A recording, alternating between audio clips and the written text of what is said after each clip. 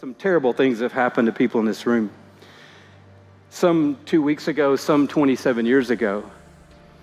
And what the enemy has told a lot of us is, you don't need them anyway. I'll never speak to them again. I'll never think about them again. I couldn't care less about them. But that's not true. You do think about them. And you do care about what happened to you. And the enemy's plan of just burying it, it's not a great plan. He's like, just put it as far down as you can. I mean, get down as deep as you can go. Some of you buried this thing so far down, it'll take a sonogram for you to go down to where it is. You're like, done. Done with that. But the reality is, that thing's either going to rot, or worse, it's going to sprout. And the truth of the matter is, when we bury it, we don't forget it, and we don't leave it. What ends up happening is that we end up tethering ourselves to it. And we think, I'm moving on. I don't need them. I don't care. I'm doing fine. And what we don't realize is that we're taking that with us everywhere we go. You're taking it into your adulthood. You're taking it into your marriage. You're taking it into your relationship with your kids. Some of your kids are carrying your unforgiveness toward the person who hurt you.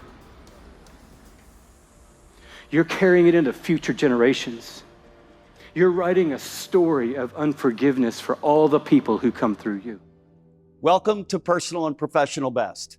Today's topic is the power of forgiveness. And I want to say this up front. This is not a sermon. Might feel like it at times, but whether you're a believer or not, today's program contains timeless truths that can give you one of the greatest gifts in life: freedom. The freedom to become your personal and professional best.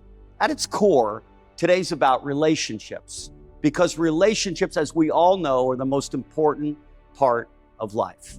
They're also the most challenging part of life, and often the most painful part of our lives. And here's what we've learned over time. Becoming our best in relationships is what unlocks our ability to become our personal and professional best.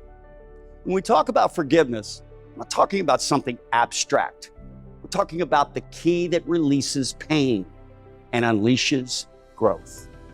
What you've just heard so powerfully described is something we all understand, whether we use spiritual language or not. Unforgiveness doesn't disappear, doesn't stay buried, it follows us. It attaches itself to our decisions, to our relationships, and the way we show up at home and in the workplace. Louis gave us a powerful picture. He said when we bury unforgiveness, it's like burying a potato. It's either going to rot, or it's going to sprout. And it's the same with the hurts in our lives that we don't forgive. They don't stay neutral. Over time, they either decay inside of us or they grow into something that affects everything around us and everyone. In our world, we understand debt. We understand ledgers. We understand what happens when a debt goes unpaid. A longtime friend of the Personal and Professional Best program helped me understand forgiveness in the clearest, most practical way I've ever heard. And in a way that all of us who work in the mortgage business should easily comprehend. Andy Stanley reframes forgiveness not as weakness, but as a decisive act of leadership. So forgiveness is identifying specifically what was taken and then deciding that person doesn't owe me anymore. I am canceling the debt. I'm not waiting to be paid back, because in most cases, they can't pay us back anyway, right? I mean, how does an ex-spouse return all the damage that was done? How does a prodigal son or daughter return all the damage that was done? How does an ex-boss or employer return, a reputation or an idea that was stolen? It's impossible. So we live our lives carrying this ledger sheet that says, you owe me, and I'm going to be angry until you pay me back. And then I realize, well, Pat can't even pay me back. So what's my best option? My best option is to cancel or forgive. That's where the word comes from. Forgive that debt. So my definition, back to your question of what is forgiveness? Forgiveness is identifying what was taken and deciding to cancel the debt. Wow, awesome. People travel with pain in life, and they then give it away to others. Yep. And it's pain that's created in relationships because they haven't canceled the debt. They continue to travel with that obligation, if you will, and that pain, and they pour it in the lives of others, unfortunately. Well, you bring up a great point, because we've all heard people talk about people who have baggage. She has some baggage, he has some baggage. Well, that's the right analogy, because essentially I'm carrying something I don't have any business carrying. It's slowing me down. And, we've traveled with our wives on some extensive trips, and I don't want to blame our wives, but, if either person in the family is carrying extra luggage on a trip, it slows everybody down, right? I mean, we're all having to move that stuff around. So for a husband who's angry and carrying baggage, his wife, his kids, for a woman who's carrying it, her partner, her husband, her kids, everybody has to carry it. So the best thing we can do for ourselves, and to your point, the best thing we can do for the people we love the most, is to unpack those bags and leave that stuff behind. It just weighs us down, it slows us down, and it complicates really all of our relationships. Yeah, and we can't be our best in relationship with anyone else. No. When we're traveling with all of that distraction and all that clutter in our own life. And the other reason is, and if you think about it this way, the person that hurt you, the person that maybe you despise, you might even say you hate them, until you forgive them, you have invited them into every single relationship in your life. You have invited, you can't stand them, but because you won't cancel the debt, they're following you around, and all this energy that we carry, all that anger and frustration, again, it just spills over into all the other relationships. So why in the world would we give someone that we really don't like, we really don't even want to see again, why would we give them that much power over us? But again, because what Andy just gave us all is the gift of clarity. Forgiveness is not pretending it didn't happen. It's not excusing someone's behavior, and it's not minimizing the pain. It's identifying what was taken from you and then making a decision that you don't owe me anymore. And here's where this gets hard. Forgiveness always costs someone something. When you cancel a debt, you absorb the loss. You stop demanding repayment, even when you deserve it. That's not weakness, that's strength, and that's leadership. Because in business and in life, we know what happens when debt lingers. It creates tension, clouds judgment. It changes how we relate to people. But definitions are safe. It's easy to agree with Andy in theory. The real question is this: what happens when the loss is so significant, so personal, so painful that canceling the debt feels, well, impossible? If anyone had the right to hold on to resentment, if anyone had the reason to stay angry, it would be someone who lost a father to violence at the same time the world lost one of the greatest leaders of the 20th century. You're about to see Dr. Bernice King show us all what forgiveness looks like when the cost is unimaginable. But I learned the greatest lesson in life that day was forgiveness. How do you go about forgiving the people that have hurt the King family? Well, there are two things that happen. One is just experiential, and the other one is the influence of my mom, my grandfather. We grew up in a family that really not only stressed the importance of unconditional love, even of your enemies, but they lived it, they embodied it. That's why I always encourage parents, don't just teach your kids lessons, live those lessons, because they're going to learn more and embrace it greater if they see you embody it.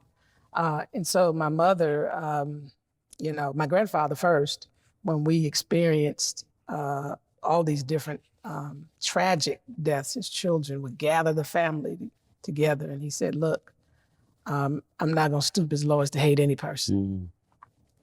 And when he gathered us together, when my grandmother was shot, he said, I forgive the man who took my wife, because he was in the church and saw it and wanted to go for her, but they restrained him to save his life.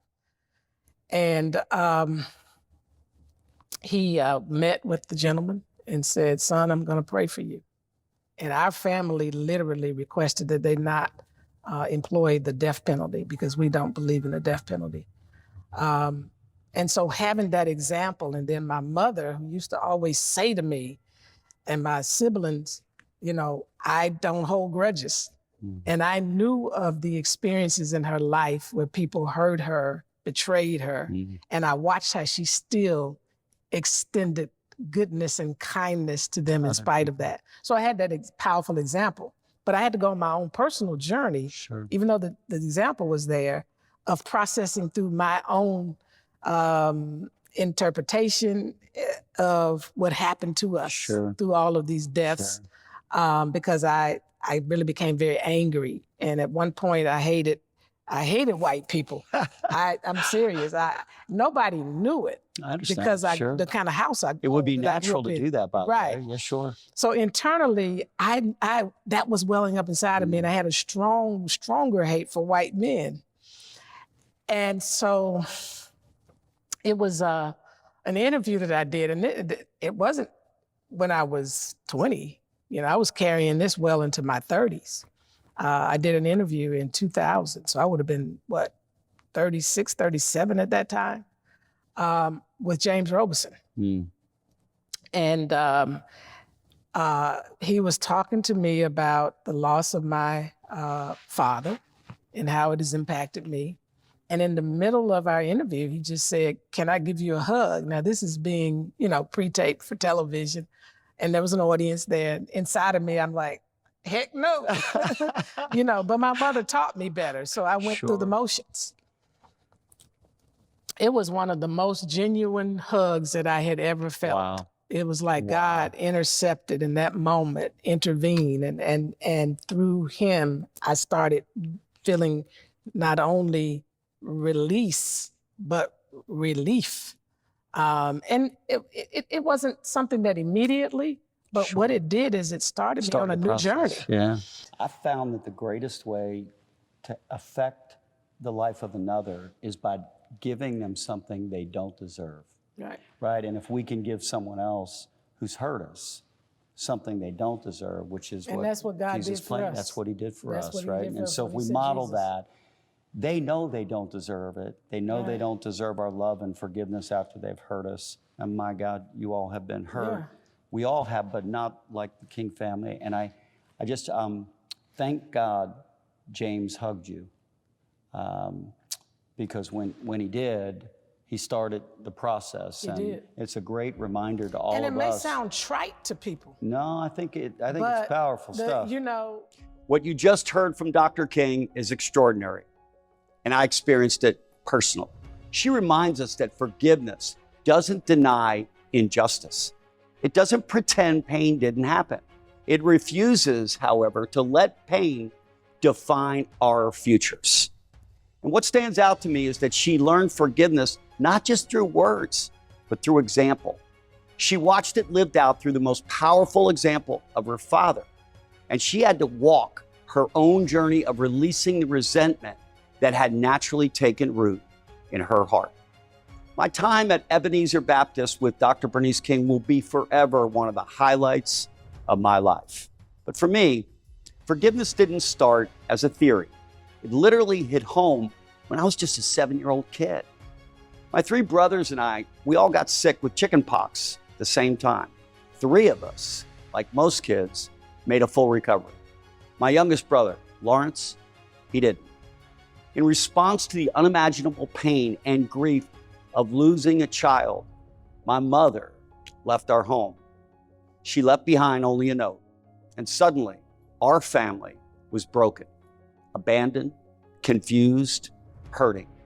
That moment could have shaped our lives through anger and resentment, could have defined our futures, but it didn't, because of how my father responded. In the middle of his own heartbreak, he chose forgiveness, not because it was easy, because it was right. That day, he gave my 3 brothers and me a challenge that changed everything. It was the moment he earned the name we still call him today, The Source. And what he modeled for us shaped our lives. 3 sons with me. So we lose our little brother, Lawrence. Lawrence? The family breaks apart. Because I remember you pulling up to pick us up on the weekends. And I remember thinking, me and my 2 older brothers, Tom and Jim, we would wait for your car to come around the corner. And and seeing the car was like a big deal. The importance of a dad and a family. And then when you would drop us off on the weekends, I don't know what you were doing driving away, but I know what we were doing, which is wishing it would somehow or another change. I can remember here we go driving down I-95 in Philadelphia. Pick us up. Well, we were walking back in the house. We couldn't drive at that time because I was only like 5 years old. No, but the tears were coming down my face while I was driving down. And there was nothing I could do about that. And I did. So here we are as a family, completely broken because you get separated up in New Jersey, you relocate us to Miami, and then Mom decides she needs to leave at that point. Mm-hmm. And so it's just us. So we're in a state of brokenness. I've always thought that, God, your faith at that point, those people who deposited into your life, your faith, Father Jim, your brother. Those are the kind of things that gave me direction and made me somewhat strong. Sure. Because, I mean, I was ill prepared to be a single father of 3 sons. So here's the transcendent messenger, the Source, and the transcendent message, the first one, because when Mom left, I remember like it was yesterday, Tom reading the note. We had come home from school, and Tom announces to me and Jim, Mom's gone, and don't worry, everything's going to be okay. And I guess that's when I took over as the CEO of the Flood Brothers, because I said, how do you know it's going to be okay? This is not good, okay? Get that on the phone. Yeah. So that night, what I remember is Jackie Gleason's restaurant. Yeah, we went out for dinner that night. I remember cheeseburgers with blue cheese, which I always tell people now, when you're 7 years old, you shouldn't try blue cheese for the first time. It ruined the cheeseburger that night, but that wasn't the event. The event was really you doing 2 things, because these are those transcendent messages that have marked my life. First was, you said you need to forgive your mom. You need to forgive your mom. I read the letter too once I got home, and I could hardly believe that happened. It took me by surprise. But the kindest thing your mom wrote in that note that made sense to me was the fact that she was leaving the boys because she knew the boys would be better with me. Yeah. And that was an unselfish act on her part. Because she was losing part of herself as well. So my comment to you guys was, I didn't know where we were going to go because I was ill prepared to be a single dad for 3 sons. I just was not. I can concur on that. You did a great job making every attempt to kind of fill the void, like doing the cooking and the cleaning and everything else. But I was not prepared to do that. I had no experience at doing that, and I was not prepared to do that. But the truth of the matter is, I asked you to forgive your mom because in my heart, I could forgive her for doing that, since she fortunately left my sons with me. What we all have seen today isn't theory. We've seen it in a metaphor. We've seen it in a definition. We've seen it in a daughter. We've seen it in a father. Forgiveness is not excusing. It's not minimizing, and it's not pretending. It's canceling a debt for the sake of freedom, our own freedom. And here's the truth. Unforgiveness is expensive. It drains energy. It clouds judgment. It affects leadership. It bleeds into companies and it bleeds into families in every relationship you'll have. Personal best requires freedom. Professional best requires clarity. And forgiveness is what unlocks both. Throughout history, we've seen this played out time and time again. The greatest example, forgiveness, didn't come from comfort. It came from unimaginable suffering. Jesus was abandoned, falsely accused, condemned for something he did not do. And in the middle of that, he chose forgiveness. And that single choice ignited the greatest movement the world has ever known. Whether your faith is central to your life or still forming, the lesson is universal. Forgiveness has the power to change everything. So here's the question, quietly, honestly, to ask yourself. Who are you still requiring to pay a debt that they'll never be able to repay? And here's the second question. What are you waiting for? Today could be the day you unlock the chains that have been holding you back in your life. What you're about to watch is not political, it's human. It's a grieving wife standing in front of the world in real time, choosing forgiveness in the face of devastating loss. The same gift, the same choice that each of us can make right now. My husband, Charlie, he wanted to save young men just like the one who took his life.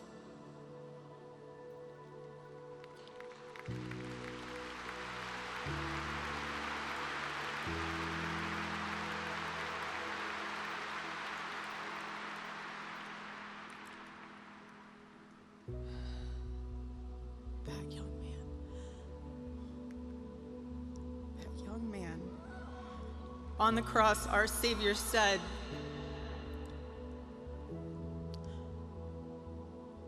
"Father, forgive them, for they not know what they do." That young man, I forgive him.